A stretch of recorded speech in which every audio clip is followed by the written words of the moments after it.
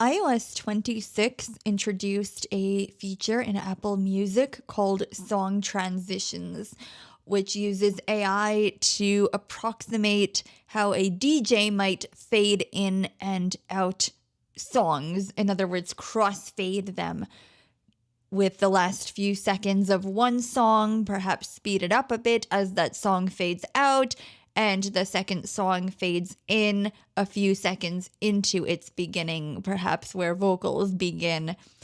And so you are missing the very ending of one song, the gap between songs, and the beginning of the next song. Not to mention, as I said, the first song might speed up a bit as compared to the original sound in order to accommodate the crossfade. The first time I heard this new feature, I immediately wanted to turn it off. And so I went into the app settings for music and discovered quite a few interesting settings there that I really had not checked out before, as I hadn't had too much of a reason to visit these settings before, since things were kind of just working along. But I'm glad that I did, because I was able to customize some other items. And I thought that perhaps it would make an interesting Byte to show you some of these settings that are available to customize your listening experience. I'm going to focus more specifically on music-specific settings for customizing your listening experience. And so we'll begin by going to settings and then apps and then music. Of course, you can also perform a search in the settings app for music. Music button. Allow music to access. Heading. This screen is broken out by headings for convenience. So I set my rotor to headings, and now I will flick down. Audio. Heading. Flick to the right into this audio heading. Dolby Atmos. Automatic button. Let's go in here. This is now where we begin to customize the listening experience in this audio group. So we'll double tap to see what options we have here for Dolby Atmos. Selected. Automatic button. I'll just flick to the right multiple times with a slight pause in between each, because Apple does provide a nice explanation here of the setting and also of what devices it is compatible with. Always on button. Off button. Play supported songs in Dolby Atmos and other Dolby audio formats. Automatic will play in Dolby Atmos and other Dolby audio formats whenever connected to capable outputs like AirPods, AirPods Pro, AirPods Max, when spatial audio is turned on, and supported Beats headphones or Apple devices. We'll perform the scrub gesture to come back to the main music settings screen. Dolby Atmos audio quality button. And flick to the right, and we'll double tap. Lossless audio switch button on. Flicking to the right. Lossless files preserve every detail of the original audio. Turning this on will consume significantly more data. Nice explanation there from Apple throughout most of these settings. We'll flick to the right. About lossless audio link. And you can click for even more information here by double tapping on this link. Cellular streaming high quality button. There are two settings here, one for cellular, one for Wi-Fi. So if we flick to the right again.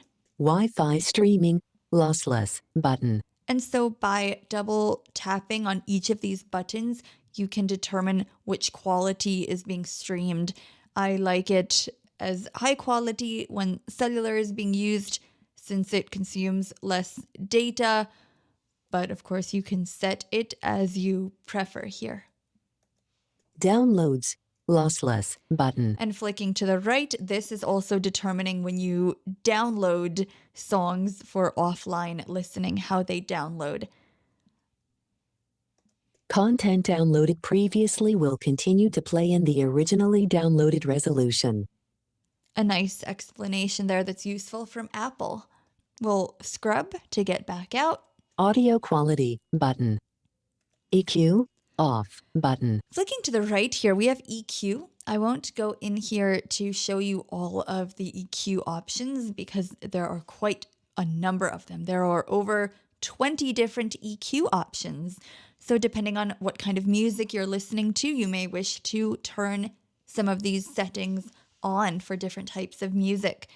I'll leave you to experiment with that. We'll keep flicking to the right. Sound check, switch button, off. Now this Apple does not provide an explanation for right here in the settings dialog, interestingly enough. This is kind of like a normalization function in that it will try to play songs that may be recorded at different volume levels at one consistent volume. So it kind of tries to dynamically adjust, raise volume when needed, lower it when needed, to have it play at a consistent level of loudness. Since I have this turned off, that means that the music will play in its original volume. We'll flick to the right. Song transitions, off, button. And this is that new feature that I mentioned at the beginning of this Byte. So let's double tap on this button and take a look at these settings. Song transitions, switch button, off. And we'll flick to the right for the explanation. Of course, this is a double tap to toggle the state of this switch button. We'll flick to the right for the explanation. Beginnings and endings of songs blend together seamlessly. Albums in some genres will still play without transitions. Auto mix unavailable while using AirPlay. Again, a very thorough explanation there. We will scrub back out. Song transitions, off, button. There are other settings here pertaining to how your downloads are handled in terms of shared listening, whether your music history is discoverable by other devices. There are some other privacy related settings. There's a link to your account. There are settings here related to your library and what may or may not get synced there automatically. So I would encourage you to play with those and set them, experiment, set them how you would like. But this has been a quick tour of the audio settings in the music app settings, and I hope that this will help you to optimize your Apple Music listening experience so that your music sounds exactly how you would like it to sound.